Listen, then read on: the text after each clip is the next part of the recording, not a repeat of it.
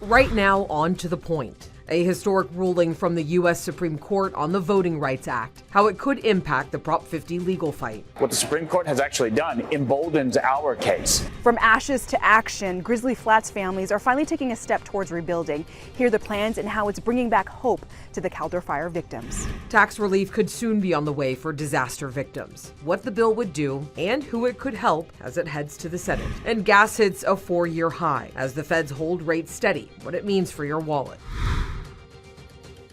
A big decision from the Supreme Court today, one that could have significant implications for voting rights moving forward. As always, thank you so much for joining us on To the Point. I'm Alex Bell. The High Court threw out a Louisiana congressional map that added a second majority black district in the state, calling the map an unconstitutional gerrymander. The 2024 map added a second majority black district and another Democratic seat in Louisiana. Justice Samuel Alito wrote the court's opinion issued today and said that process relied explicitly and unconstitutionally on race. This is a ruling that almost completely constitutionalizes a color blindness principle to the point that even race-conscious remedies designed to remedy racial discrimination are unconstitutional. One analyst says today's decision may not dramatically impact the 2026 midterms, but it could cause a shift for the Voting Rights Act, as it would make it harder to prove discrimination in redistricting cases. Governor Gavin Newsom was quick to respond to the ruling, posting on X, quote, "This decision is outrageous. MAGA is scared of you. They know they lose when Black, Latino, and diverse voters are heard, so they shut them up and rig the maps. We are not backing down. November is coming." And that Supreme Court ruling could have a direct impact right here in California as a legal battle over the state's congressional maps picks up new momentum. Opponents of Proposition 50 say today's decision could strengthen their case as the fight over how districts are drawn heads back to court. ABC 10's political reporter Jenny Hubb breaks down what all this means for us. What the Supreme Court has actually done emboldens our case. Republican Assemblymember David Tongipaw has emerged as a leading voice in the No on Prop 50 movement and a lawsuit challenging the temporary redrawing of California's congressional maps. These new maps could benefit Democrats by giving them a 5-seat advantage. You can't just say, well, that area is dominated by Latinos, I'm going to make a Latino district. You can't just say that that area is dominated by black people, I'm going to make a black district. That's the argument, that the redrawn maps unconstitutionally use race to advance political interests favoring Hispanic and Latino voters in gerrymandering. Though California Democrats have argued and the courts have upheld, it was partisan redistricting, a political counter to Texas's mid-decade redistricting to give Republicans 5 more seats. They've been unsuccessful to this point, and I expect them to continue to be unsuccessful into the future. But with the Supreme Court ruling 6-3 to narrow how Section 2 of the Voting Rights Act can be applied even in cases meant to help minority voters, opponents of Prop 50 believe the justices would have to rule against Prop 50 should it be proved race played a key factor in drawing the maps. The Supreme Court made California's maps even more suspect because it said you can't draw lines based on race, and all the things the court described are exactly what California did. Christian Adams is president of the conservative, election integrity-focused Public Interest Legal Foundation. His Prop 50 lawsuit has been consolidated with that of Tongipaw and the California Republican Party. This ruling could provide a little oomph to the proponents of that litigation. Texas only worked in politics. California used race to justify it because the majority party in this state can't stop talking about race. They might think that it gives them some level of additional support. The promise of Proposition 50 is something that we have to fulfill in November. California Democratic Party Chair Rusty Hicks emphasizing Democrats will need to win big in the midterms in light of what they warn could be the broader implications of the ruling. Fewer Democratic districts with majority-minority voters, so a benefit to Republicans, they say. A number of states around the country that adopt new maps that adversely impact or in fact take away some districts that have a majority-minority voters. Jenny Hubb, ABC 10. Several states are also moving forward with redistricting ahead of the midterms here in California. Governor Gavin Newsom is criticizing Florida's approach after lawmakers approved maps backed by Ron DeSantis that supporters say benefit Republicans. All right, let's get into the race for California's next governor after Newsom, as candidates are battling it out on televised debates. A new poll is coming out. And take a look. The key findings came from a survey taken last week by EMC Research. It found Javier Becerra has jumped into the lead among Democratic candidates, followed by Republican Steve Hilton. Republican Chad Bianco and Democrat Tom Steyer are tied at 14%. Katie Porter and Matt Mahan round out the top 6. Antonio Villaraigosa and Thurman both below 5%. But again, take a look at the undecided number. 14% of voters still saying that they are undecided. Jumping into your price points tonight, the average national gas price jumped overnight to another 4-year high. According to AAA, the average cost of a gallon of regular gas in California sitting at $5.98. And the Federal Reserve today made its latest decision on interest rates as surging energy prices create uncertainty for inflation and also the job market. Karen Kaifa is in Washington with the details for us tonight. No change in interest rates from the Federal Reserve on Wednesday as energy costs surge due to the war in Iran. Developments in the Middle East are contributing to a high level of uncertainty about the economic outlook, and we will remain attentive to risks to both sides of our dual mandate. Gas prices pushed to a fresh 4-year high on Wednesday, according to AAA. The nationwide average for a regular gallon of gas, $4.23, the highest since July 2022. Crude oil prices have gone above $100 a barrel again. So we've seen a 20-cent increase in the national average in the past week, and we're paying more than $1 than we were this time last year. Higher gas prices mean businesses and consumers face elevated costs for production, shipping, and transportation. Elizabeth Renter, senior economist for NerdWallet, says the Fed sees risks on both sides of their dual mandate of maximum employment and stable prices. Inflation remains high and is likely climbing, right? It was high before the war in Iran started, but now it's rising because of the energy price shock or the oil price shock directly attributed to the war. Keeping interest rates steady means consumers won't see relief on their borrowing costs, which may seem like another blow to households trying to keep up with debt and loans. Renter says consumers have been resilient and crucial to the U.S. economy. I do feel like the consumer overall is hanging on tight, and as long as we see their spending continue to be strong, the economy should be able to withstand the risks. In Washington, I'm Karen Kaifa. The person hoping to become the next Federal Reserve chairman cleared a major hurdle today. The Senate Banking Committee advanced Kevin Warsh's nomination to the full Senate for a vote. But now a group of Senate Democrats wants Warsh to clarify conversations he's had with the president about monetary policy. 8 Democrats on the Banking Committee signed a letter questioning if testimony Warsh gave contradicts public reporting. They want him to respond to if his testimony before the committee was truthful. Meanwhile, Jerome Powell says that he plans to remain on the board of the Federal Reserve after his term as chair ends next month. He says the unprecedented legal attacks by the Trump administration have put the independence of the nation's central bank at risk. Powell says that he will stay on the board for an undetermined period of time. Stay with us. Coming up shortly, they lost everything in the Caldor fire, and years later, many are still waiting to rebuild. Now, a major step forward brings new homes and some hope. Then big changes for Robo taxis in California. New policies let police ticket driverless cars and require companies to respond to emergencies fast. And temperatures were in the 80s today, but it's going to be even warmer the next couple days. I got mid-80s Thursday and Friday before we start to see a pattern change. I've got a full look at the forecast after the break.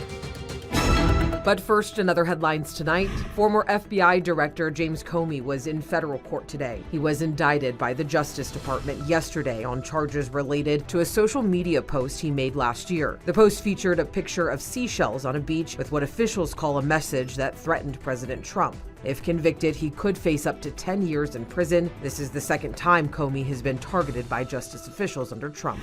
Former Attorney General Pam Bondi will testify in the House Oversight Committee's Jeffrey Epstein probe next month. Lawmakers have been pushing for months to question her about how the Justice Department handled Epstein's case files under her leadership. And King Charles and Queen Camilla visited New York City today. Their trip started with a somber moment at the 9/11 Memorial in Lower Manhattan. They also met with first responders and family members of some of the victims. The royal couple will be back in D.C. for a formal farewell at the White House tomorrow. Well, it was a nice, beautiful, and warm day. Take a look at that live tower cam over the bridge right there. Brendan, I have to say, it did feel a little bit warmer today. I didn't get outside, but when I was walking into work, I noticed this morning that the temperature definitely felt like it was hotter. I didn't need a jacket. Yeah, definitely. It was warmer today. One of the warmer days we've had this month. April as a whole has been relatively cool to seasonal. Haven't had a ton of days in the 80s. We were in the 80s today, though. 81 in Sacramento, 81 in Stockton, and 81 down in Modesto as well. 73 in Jackson, 72 in Auburn, 59 in Tahoe, and 63 in Truckee. Yesterday was seasonal. Today, 3 to 5 degrees above normal for the end of April. 81 in Sacramento still at this moment. 79 in Stockton, 79 in Modesto, 71 Jackson, 56 in Tahoe, and 57 in Truckee. As we go into Thursday morning, cool and clear. Temperatures right near 50 degrees across the valley, 40s and low 50s in the low elevations, and 30s up in the high country. Thursday afternoon, warm and sunny, warmer than where we were today, 85. My forecast for Sacramento, 85 in Elk Grove and Stockton, 85 in Manteca and Modesto, 82 Vacaville, 81 in Fairfield, perhaps close to 90 up in Colusa tomorrow. Upper 70s across most of the foothills and some 60s in the high country. Warm and sunny, a few clouds in the high country and a chance for an isolated shower. But that's mainly going to be north of Tahoe for tomorrow. We've got another day in the 80s on Friday. Then we drop back towards and below normal as we go into the weekend and the start of next week. An interesting weather pattern developing. So we've got a weak ridge of high pressure for the next couple of days. That's what's bringing our temperatures into the mid 80s. But look what happens as we go through the weekend. We get a low pressure dropping in, and this high pressure ridge builds up into the Pacific Northwest and British Columbia and sits on top of that low. That's called a Rex block, and this can do some weird things to this low pressure as it meanders through northern California. So there's a lot of uncertainty in the short-term models here for early next week, but certainly by the end of next week, high pressure does look to build in, and it looks to be much warmer back in the 80s. So as we look at Futurecast through the weekend, showers in the high country and in the northern valley, especially on Sunday, chance for thunder as well. Then cooler and some rain in the central and upper Sacramento Valley, maybe even a few showers Tuesday morning for Sacramento. But again, this is still up in the air a little bit. Continue to stay with us as we refine our forecast through the next couple days and through the weekend. One thing is for sure, 80s next couple days, but not 80s to start next week. Alex. All right, Brendan, thank you. And don't forget, our ABC 10 Weather Impact team is always here for you 24/7. If you do want to check out the latest conditions anytime, make sure you check out our live 24/7 radar. It is streaming for free on our app. Just scan that QR code. It'll take you right to it. All right, right after the break, nearly 5 years after the Caldor fire ripped through the Sierra foothills, families are finally getting new homes. Coming up, you're going to hear one survivor's emotional journey. It's a story you don't want to miss. Then right after that, tax relief for disaster victims is one step closer. What the bill would cover, who it helps, and why it's now named after a California congressman. Well, it's been nearly 5 years since the Caldor fire ripped through El Dorado, Alpine, and Amador counties. Dozens of families still are without a home, but hope towards rebuilding is now a reality. 6 families will be getting new homes this year. ABC 10's Jeannie Nguyen shares with us how Grizzly Flats families have been coping and also their plans for the future. Well, we're living there now, so there's still emotions. Living there means here, this empty plot of land where Pat Olson's home used to be in Grizzly Flats. The Caldor fire ripped through her small community in 2021. Pat Olson's house. This is all that's left. It's not acceptance, that's not the right word, I guess, but maybe in my own way, I'm dealing with it a little bit more as time goes by. Since then, she and her husband have been living on her property in this trailer. I want to dynamite it. Ready for change. To rebuild a home suitable for the specific needs and dynamics of these families as they navigate the trauma that they've experienced. Homemade Sacramento, in partnership with El Dorado County and various builders, will build and donate 6 homes to the fire victims. The county approved a $550,000 grant along with homemade fundraising, about $150,000 to go towards the rebuild. Olson and her family are one of the 6. Disbelief. I just don't want to cry. It's overwhelming, but to me it means more than anything in the world. I want to see him live in a house again, not in that damn RV. I'm sorry, but it means a lot. The homes will also be fire resistant to prevent another tragedy. To help prevent another Caldor fire disaster, these homes will be built with fire-resistant materials. The siding is non-combustible, the roofing is going to be non-combustible. The foundations have insulation underneath them and around them to keep the soil from freezing and having the homes being cold. We have wood-burning fireplaces. You're not even allowed to have those in California. A small community hoping to come back stronger together. Just want to get us settled, and then I want to be in a position to help our community back again. In El Dorado County, Jeannie Nguyen, ABC 10. And tax relief could soon be on the way for disaster victims. California Senator Adam Schiff co-authored a bill to provide that relief, and it just passed the House unanimously this week.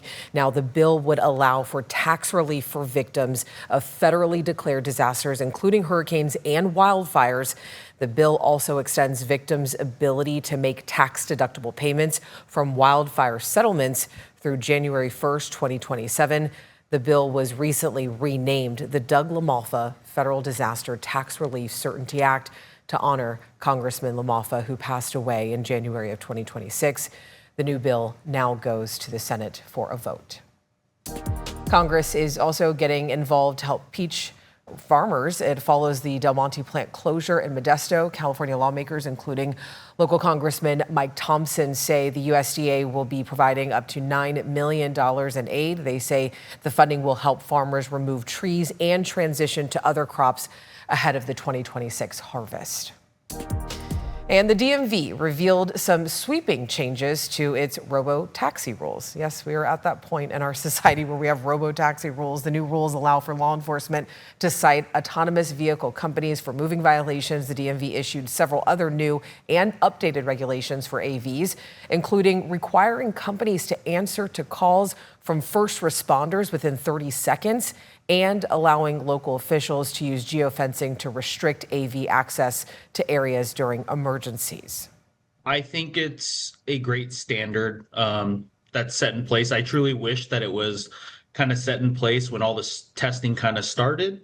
I mean, if human drivers are to be held accountable or held to a standard, I think autonomous vehicles and the autonomous vehicle companies should as well. The DMV also gave the green light to test heavy-duty AVs like semi-trucks on California roads. Autonomous trucks obviously don't need mandatory brakes, so they'd be able to operate nearly 24 hours a day. Denim Day was the dress code across the state today for the 27th anniversary of Denim Day. It's a day during Sexual Assault Awareness Month dedicated to supporting survivors of sexual violence. The city of Woodland took part in Denim Day with a rally to support survivors and stand against victim blaming. It is a reminder that clothing is never consent. The Denim Day movement began after a 1990s Italian court overturned a rape conviction, arguing the victim's tight jeans implied consent. Right after the break, what we're working on for tomorrow, our champions of hope. We're putting the spotlight on a young girl who is being called a hero for staying calm during a pretty scary emergency. What started as a fun race for a series fifth grader quickly turned into a life-changing moment. Tomorrow in our Champions of Hope, we're going to share the story of a 10-year-old who decided to step up in a crisis when her mom suddenly collapsed just before the starting line. Now, instead of panicking, Leilani stayed calm, calling for help and staying by her mother's side as first responders rushed in. Doctors say that her quick thinking made all the difference. So coming up tomorrow at 6:30, we're going to share that special celebration that you're seeing right there. It was held at her school to honor this young girl who is now being called a hero. As always, thank you so much for watching, for always inviting us into your home. You already know if you have something you think the team and I should be looking into, you can always email us at tothepoint@abc10.com. And if you want to catch up on any stories you missed, you can always download our free app. Have a great night. I'll see you tomorrow.